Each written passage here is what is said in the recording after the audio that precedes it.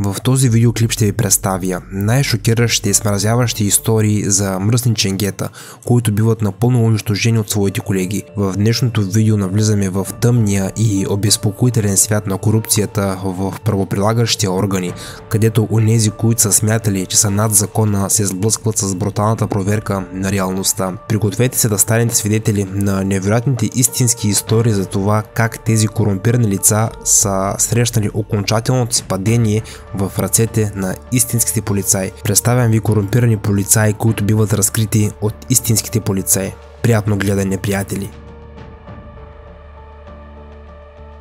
Джерард Джон Шейдър. Сега да поговорим за Джерард Джон Шейдър. Това е име, което всява страх в сърцата на мнозина. Шейфър е известен още като убийственото ченге. Палачът и месарят от Блайт Крик е американски убиец и заподозрян за сериен убиец. Роден е на 26 март 1946 година в Нина, Уисконсин. Шейфър има проблемно детство, белязано от чести премествания на семейството, алкохолизъм на баща му и вербално насилие. С порастването си Шейфър се увлича по нараняването на жени и се отдава на садомазохизъм и робство. След като завършва гимназия, Шейфър работи за кратко като риболовен водач, преди да се запише в колеж. Учи социални науки в Брувард Community College, преди да се насочи към преподаването в Флорида Atlantic University. През 1968 година Шейфър се жени за Марти Луис Фок, но връзката им бързо се влошава през 70-та година и се стига до развод. След това Шейфър има кратка връзка с жена с физически увреждания, преди да започне кариерата си в правоохранителните органи. Пътуването на Шейфър към тъмната страна на закона започва, когато през септември 1970 година той се присъединява към полицейското управление на Уилтън Манорс. Въпреки това, неподходящото му поведение спрямо шофьорите е довело до уволнението му от полицията. Той често записвал жени шофьори, за да събира телефонните номера. След това се обаждал на жените и ги е канил на срещи. Необезпокояван, Шейфър се присъединява към шефърския отдел на окръг Мартин като заместник през юни 1972 година. Никой не е знаел, че тази стъпка ще отприщи терора. По време на работата си като полицай, Шейфър отвлича и прави опит за убийство на две тинейджърки – Нанси Елън Тротър и Пола Сю Уелс, като по чудо те успяват да избягат, а Шейфър е арестуван и обвинен в фалшиво лишаване от свобода и нападение при утежняващи обстоятелства. Но това е само върхът на айсберга. Преди да бъде разкрит, той се опитва да овладее ситуацията, като се обажда на своя ръководител, признал, че е допуснал грешка и обяснил, че се опитва да научи двамата тинейджери за опасностите, които крие приемането на пътувания от непознати. Макар че може би отишъл твърде далеч, на този етап обвиненията му се ограничават до фалшивото лишаване от свобода и нападение при утежняващи обстоятелства. Тези престъпления бледнеят в сравнение с първоначалните му намерения и вероятно са щели да доведат само до няколко месеца затвор.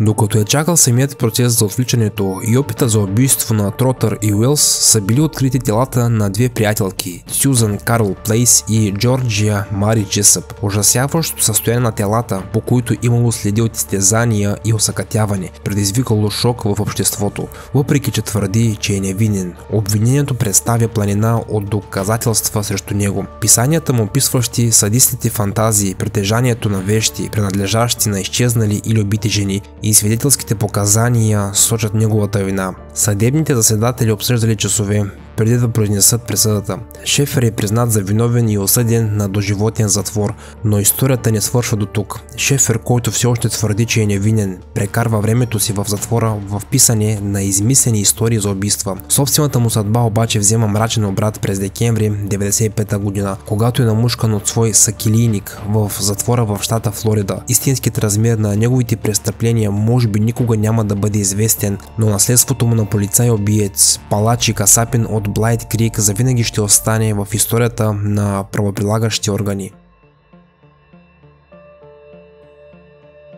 Кристофър Дорнър. Сега нека да поговорим за Кристофър Джордан Дорнър. Той е бивш служител на полицейското управление на Лос-Анджелис, който извършва серия от убийства за отмъщение срещу полицейското управление в Калифорния. Той се насочва към полицейски служители и техните семейства, в резултат на което загиват 4 души, а други 3 са ранени. Действията му са мотивирани от убеждението му, че е бил несправедливо уволнен от полицията на Лос-Анджелис и че е станал жертва на расизъм в отдела. Серията от убийства на Дорнър започва на 3 февруари 2013 година с убийството на Моника Кван и годиникът й Кит Лоуренс. Кван е дъщеря на пенсиониран капитан от полицията на Лос-Анджелис, който е представлявал Дорнър по време на изслушването му за уволнение. За мотивите на престъплението му научих от манифеста, публикуван онлайн, в който подробно се описват оплакването му срещу полицията на Лос-Анджелис и плановете му за отмъщение. С засилването на издирването на Дорнър, властите са предложили зашеметяваща награда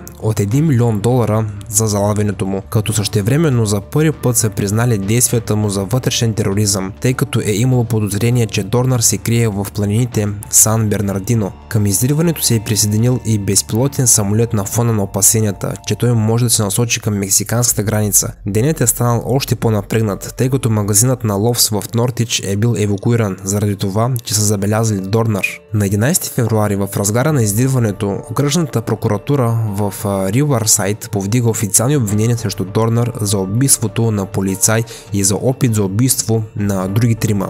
На следващия ден сигнал е накарал полицията да нахлуе в хотел в Тихуана, където са открили записи от охранителните камери, на които се вижда как Дорнър купува екипировка за гмуркане в Торанс. На фона на това развитие на събитията, съобщение от окръжната прокуратура в Сан Бернардино за кратко са помолили пресата да спре да пише в Twitter от съображение за безопасност на служителите. Кулминацията е настъпила на 12 февруари, когато шерифският отдел на окръг Сан Бернардино е реагирала на сигнал за кражба на бял камион Dodge. Служителите от отдел рибарство и опазване на дивата природа забелязват Дорнър да управлява автомобила, преследван от множество агенции. Дорнър се е укривал в хижа близо до езерото Биг Бейър. Влязъл е в престрелка с полицаи и е причинил фатални наранявания на детектив Джеремая Маккей. Хижата бързо се е барикадирала, тъй като полицаите подозират, че вътре е имало заложници, което води до превръщането на това място в епицентър на масирано противопоставяне. В опит да заловят за подозрения, полицията е прибегнала до използването на запалителни пиротехнически бутилки с сълзотворен газ, за да принуди Дорнър да излезе. Тази отчаяна мярка в крайна сметка е завършила с пожар в каютата и докато постройката е горяла, служителите на място са чули тревожния звук от взривяване на боеприпасите в сградата. Скоро са се появили въпроси относно използваната тактика. По-късно същата вечер тялото на Дорнър било намерено. Събитията около действията на Дорнър и последвалото издирване са предизвикали полемика и са повдигнали въпроси относно действията на полицията на Лос-Анджелис във връзка с неговото прекратяване и използването на сила от органите на реда. Като цяло стрелбата по Кристофър Дорнър и издирването му са били трагични. Случаят е довел до промени в полицейските процедури и политики с цел предотвратяване на подобни инциденти в бъдеще. Геннадий Михасевич. Сега се потапяме в пократителната история на Геннадий Михасевич, човек, чието тъмни желания го водят по пътя на невъобразим ужас. Роден на 7 април 1947 година в малко селце Изток, Геннадий Михасевич е плодовит съветски сериен убиец, който е успял да избегне залавянето си в продължение на години. През май 1971 година животът му претърпява трагичен обрат. Приятелката му, любовта на живота, го напуска и се омъжва за друг, а той е обзет от гняв и обида. Подхранван от това разбито сърце, той започва смразяваща серия от насилие. На път от Витебск за Полоцк, Михасевич среща млада жена, която не знае за мрака, който се крие в него. В изблик на ярост той решава да отнеме живота й, отприщвайки вълна от терор върху нещо невинно. Начинът му на действие е колкото смразяващ, толкова и пресметлив. В извратена проява на алчност той често ограбвал парите и ценните вещи на жертвите си, като добавял още едно ниво на поквара към и без това ужасяващите си действия. Жените се страхували да ходят сами по улиците, а семействата са живели в постоянен страх от неизвестното. Това, което е правил неговите престъпления, още по-шокиращи е било фактът, че той е изглеждал като примерен гражданин. Той е излил в себе си, получавайки ценна информация за стъпките, които се предприемат за залавянето на убиеца.